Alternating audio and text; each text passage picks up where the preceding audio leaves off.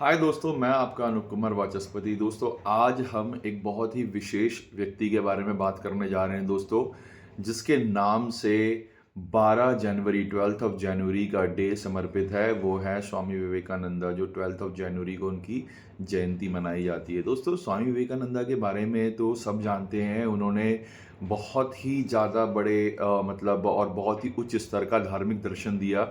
उन्होंने बहुत अच्छी-अच्छी मतलब बातें हम लोगों को दी। बी एंड मेक का सिद्धांत दिया, बनो और बनाओ। जब तक आप अपने लक्ष्य को प्राप्त ना करो, तब तक आप रुको मत। बट दोस्तों, कोई उनके संघर्ष को नहीं जानता दोस्तों।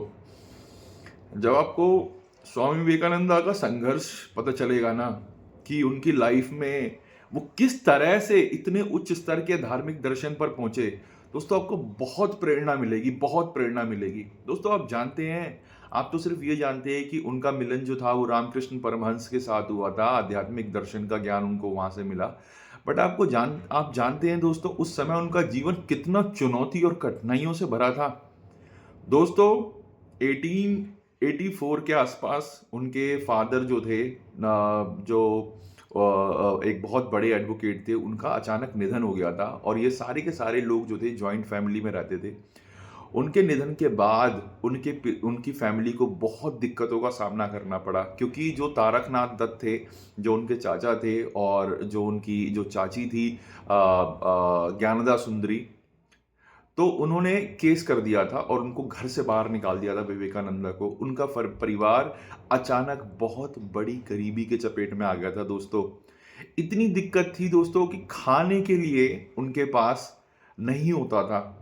विवेकानंद कई बार अपनी फैमिली को बोलते थे कि मुझे आज खाने का निमंत्रण बाहर बाहर से मिला है, जानबूझकर, कि जितना खाना का जितना पोर्शन मिला है वो फैमिली के लिए ही पूरा नहीं है, तो वो क्या खाएंगे। तो वो बोलते थे कि आज मुझे निमंत्रण बाहर से मिला है, आज मैं नहीं खाऊंगा, और बाहर भूखे जाकर पेड़ के नीचे रह जाते थे दोस्तों।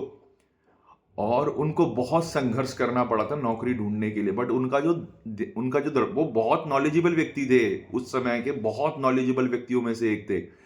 बट उनका जो मन था, उनका जो विजन था, वो सिर्फ और सिर्फ आध्यात्मिक दर्शन पर था दोस्तों। इसीलिए वो और रामकृष्ण परमहंस से दोबारा मिले। वो पहले भी एक बार मिल चुके थे, बट उनके सिद्धांतों पर संदेह करते थे। फिर वो दोबारा मिले, और दोबारा जब मिलकर काली माता के मंदिर में भी जब वो अपने फैमिली से मांगने के लिए गए, तब भी उन्होंने ज्ञान और विवेक के लिए ही प्रार्थना की। इतना तगड़ा सोचो, कितना डिटरमाइंड थे वो अपने विजन के प्रति दोस्तों। और लोग एक दो लॉस होने की वजह से, एक दो अटेम्प्ट फेल होने की वजह से लोग छोड़ देते हैं दोस्तों। विवेकानंदा से जब आप सीखोगे ना, तब आप जानोगे कि ऊंचाई प्राप्त करने के लिए कितना गहरा जाना पड़ता है।